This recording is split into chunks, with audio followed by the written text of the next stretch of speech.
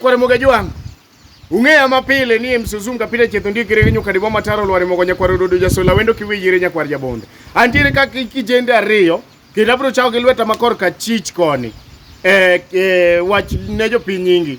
An iluonga John Jakosoko aka John. John, mano jathum, nyaka ikon jopiny gimitimo. An jathum mar Ohangla. Yes. Lweta kor ka cham koni. An luondri gano mondi. Dhako pe kanendo. Yeah. And Mr. Producer. Yeah. Yes. Mano ja studio. Yes. Mani lungu ni rigi gani. Yes. Bas, antiere ka gi John Jakosoko. John Jakosoko kata ka kwa wacho weche mathoth jiero ka penjo. Ni to ng'ane mawer no. To gike class adi, ng'ane matimo comedy no. Ochope class adi. Wan ka okwangi school, okwangi gimoro amora. Ji duto te osedhi e school. Awinjo ka giwacho kare ni mara. Japiko ni okodhi school. Japiko ni okosomo. Japiko ni okodhi school. Driver no okosomo. To tingo madam gapiko to tere school pile. Dong mano dhi school. Mano school. Ni ng'ane ni okochope university nyalo winjo ka ng'ato wacho gimoro machalo kama ni industry waka. To wan mano okwangi. Inyalo do kata kaja tuku donge tingo kata japuonj ke university matere school. Maler. Donge se kata tingo ng'ato gapiko mitere kanisa. Jadi ma wacho ni kanisa ok dhi dong mani dhi kanisa. Mani dhi kanisa. Ji wacho kama thoth ni ng'ane pok odonje mbalariany. To samori driver iriembo kata taxi donge se tingo ng'ato mitere mbalariany. Mani ile mbalariany. Donge se donjo nyaka mbalariany. Nyaka japuonj. Dong matire ni se dhi school. Lecture mudo. Wakati ni lecture ariembo kata tinga. Atingo kata ja principal atero e school. Dong mana se dhi school. Ise dhi school. In the meantime mantiere ka gi John Jakosoko gi rigirigan. Rigirigan wantiere kosonga nyuma kidogo. Rigirigan wantiere ka John Jakosoko. Abro kwai nikech ng'eni ma jathum jopiny, ma jathum. Jathum en amiega respect. To kiki tiponi nyalo luongori ni upcoming artist. Ma original artist ok upcoming. Ng'ato kosewero wende ariyo adek mochimo ang'wen abich auchiel is not upcoming. Man original artist. Koro baba John Jakosoko abro kwai mondo yonyne nyikware mogajwang' thumi moro mathin. Awinjo ka thumi moro mit na seriously donjo na mayako yawa onjne ji gojo piny. Idhi go waya. Abro go ni wagi moro duto abro timo ni. Aya. En chiela moera. Oh.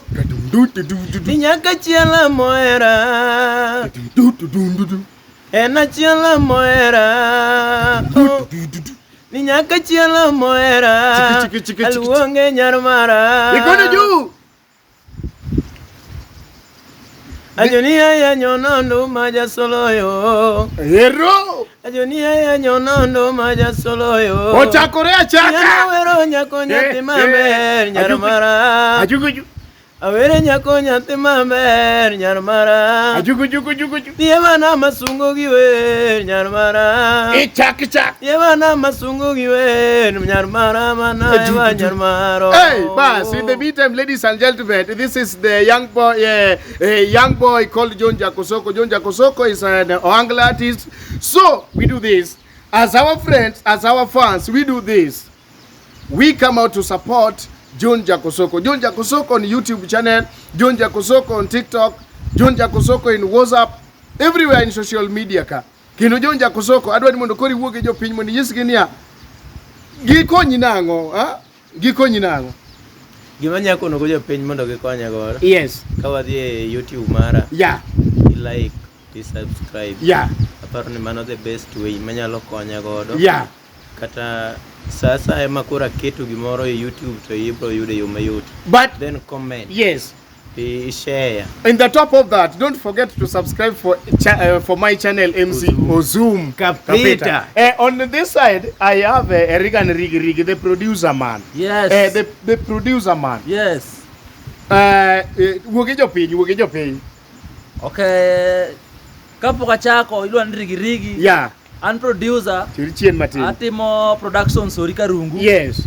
But goodwill. Yeah. Arwako wasani. Yeah. Upcoming. Yes. Wasani madongo. Yeah. Arwako utetetetete kubiro nyalo gocho na namba mar 07. Yes. 92. Yeah. 65. Yeah. 54. Yeah. 83. Yes. Kata 07. Yeah. 81. Yeah. 06. Yes. 7.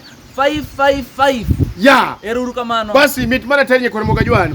Abro kwayo John Jakosoko mani winjo ka rigan Owacho ni entiere in social media ka. Kisewinjo ni in all social media tinia entiere kumora mora nyaka e jikon. Yes. Antiere ka gi Jonja Kosoko. Inyalo miyo jopiny namba ni ma ginyalo yudi go mapiyo sana nikech samoro nitiere ani mora tichake moro ng'ama chielo to ng'ama chielo ko chakwa riwre go twago chudi to koro ibiri morowa waduto wate. Namba na en 07 07 48 93 84 90. Kamano. Bas bit maratari.